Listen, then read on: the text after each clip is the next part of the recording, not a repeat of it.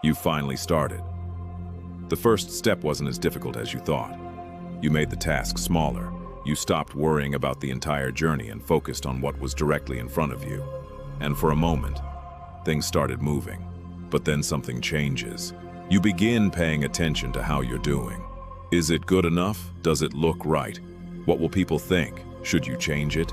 Maybe you should learn a little more before continuing. And suddenly, you're no longer trying to start. You're trying to make everything perfect. This is where perfectionism becomes dangerous, because perfectionism doesn't always look like doing nothing. Sometimes it looks like working incredibly hard, just not on the thing that actually matters. You keep adjusting, researching, rewriting, planning, comparing. You tell yourself you're improving the work, and sometimes you are, but sometimes you're simply avoiding the moment when the work has to be judged, because once you finish something, it becomes real. People can see it, they can criticize it, they can ignore it, and they can tell you that it isn't as good as you thought it was.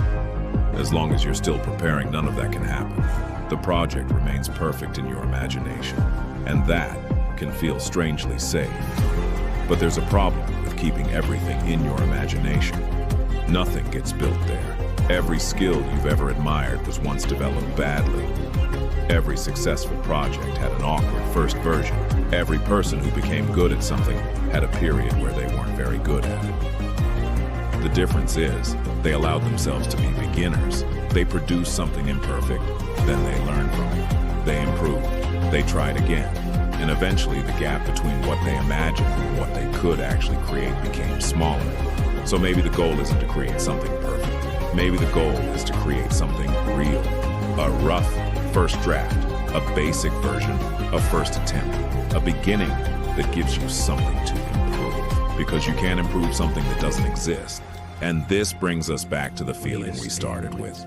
That feeling that you're capable of more. Maybe it wasn't telling you to become productive every second. Maybe it wasn't telling you to completely change your life overnight. Maybe it was simply telling you that there are things inside you that haven't been given a chance to exist yet. Ideas, skills, projects, possibilities.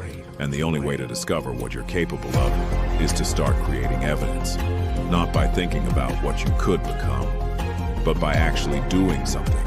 One small action, then another, then another. And when perfectionism tells you it's not good enough, you keep going. Because the first version was never supposed to be the final version. It was supposed to be the beginning.